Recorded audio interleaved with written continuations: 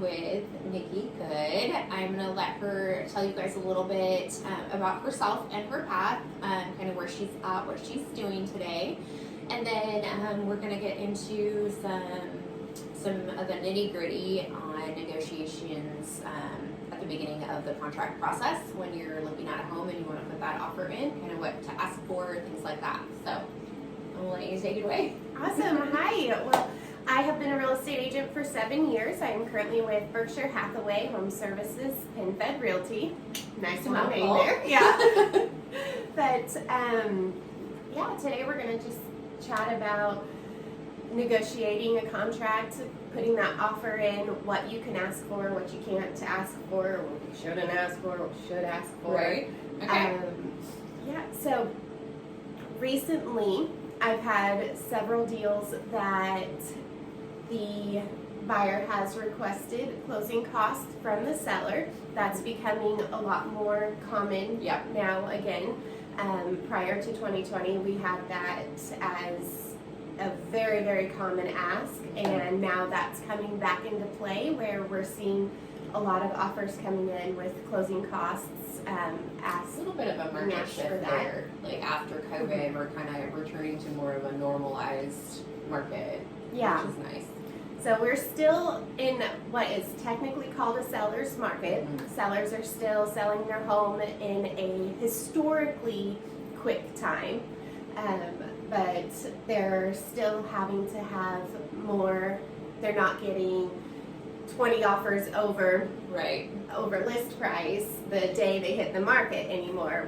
We're doing more, like you said, the balanced time. You don't get to go in and just say, I'm not going to pay anything, I want everything I want, and take it or leave it. And you, my way or no one's way. So that's kind of shifting for us lately. And so some things that I've been noticing is, we were talking earlier about when you're asking for repairs that might be noticeable before you make that offer. Like you walk in and you're like, okay, well I can tell that this window is broken and I know that I'm going to need to ask for that to be fixed prior to closing. Things like that we can negotiate upfront at the beginning of the offer, and we say, hey, here's our offer, but it's also including this repair request line.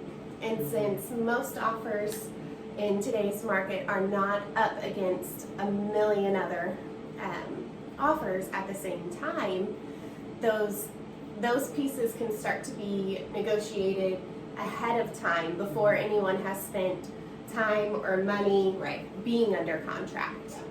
Or on the alternative, knowing that those are things that you're going to have to take care of. You know, like we talked about another deal, you know, where your clients went in, they noticed that the appliances were really old, they were concerned about that, but obviously still working. You know, you don't want to ask for them to replace those because they are functional, but getting your home warranty can give you some peace of mind. Yeah, and so that was one that I did negotiate a home warranty paid by the sellers for my buyers, and in the long run it's saving both the sellers and the buyers money. The sellers don't have to fork out, you know, the 12 grand for a whole new HVAC system. But also on the flip side, the buyers have protections that if it does fall through, the home warranty that I negotiated for them covers quite a bit. It'll cost them like $125 out of pocket, and they get that whole thing replaced if it stops working. Yeah, so it's a big security there to have that for the first year. I mean, after you put everything into your, you know, your appraisal and your inspections and your down payment and your closing costs and all of that, you know, it's not what most people want to hear the first couple of months is, I'm sorry, you need a whole new HVAC system. Welcome to homeownership. Right. Yeah. But yeah, so we talked a little bit about like negotiations as far as what can be negotiated, you know, things that are coming back, like, you know, seller credits. What else are you seeing? So right now I'm seeing a lot of buyers who they have their down payment, But when you're purchasing a home, your down payment is not the only cost. Right. You also have your closing costs that are not really well known Right. to the general public. Yeah. And so when they get that closing cost estimate and they're like, oh, here's my down payment, but then also here's the closing fees, getting those closing fees negotiated into the offer. Now, that doesn't mean that because we are still in a seller's market, that doesn't mean all of our sellers are just saying, okay, Right. I'll pay your $5 to $10,000, depending on price range, in closing fees. But being able to work that into the negotiations, maybe we do go a little above the asking price, Right. to kind of wrap those into the loan and into the offer, and then that way the buyer has a little more wiggle room to ask for a larger amount. Yeah.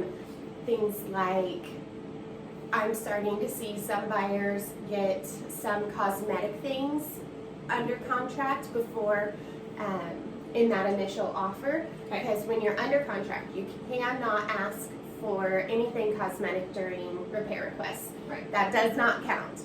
But if you're walking into a home and there's like all of the carpet needs replaced, the pets have used it as their personal bathroom, Yeah. It's coming up at the corners, it's going to be an expense immediately after moving in. Being able to wrap that into your initial offer is something that I'm starting to see again. Okay. So like some allowances Mhm. on generalized, most of the ones I see are generalized, like a flooring allowance or Yes. something like that, just to cover that for them. Yeah. It's good to know. Awesome. I had another question for you, and I blinked. It was there, and then it was gone. I feel like a blonde sometimes. Like, I know my hair is dark again, but if you've known me in the last 5 years, I've had blonde hair, so. Mine started to Not grow out, not but as it's still there. evident. Yeah. Okay, well, anything else you can think of negotiation-wise? I know it's really important right now with everything that's going on that realtors be able to know the ins and outs of that, and what can be negotiated, what should or should not be negotiated, what isn't allowed, things like that, and for buyers to really understand. I know on my side I get a lot of confusion when it comes to that, because there's so much that can happen there. And understanding, like you said, down payment, closing costs. Okay, well, what are closing costs? You have title fees, you have your prepaids, which are the first year of your homeowner's insurance, setting up your escrow account, like knowing and understanding what all of that is. And it takes two between your lender and your realtor to really make sure that they truly grasp that. And not everybody does, and that's okay. Like, we do this for a living, Yes, and I don't expect them to. That's what I tell people all Yep. the time. When they're like, I don't understand this, I say, that's okay.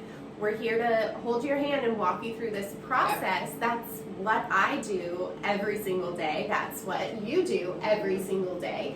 It's okay if our client doesn't 100% understand. We educate the best we can. We inform them along the way, but there's just so many things that come up that, Yes.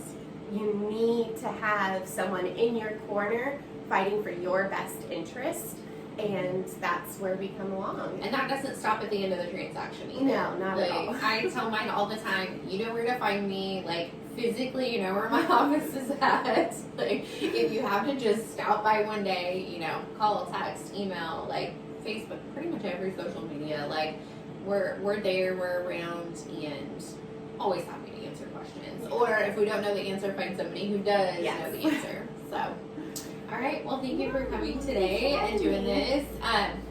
If you guys want to talk to Nikki a little bit more, I will put all of her contact information in the comments and in the description, depending on what you're watching this on. If you have any lending questions, feel free to reach out. We're happy to help. All right.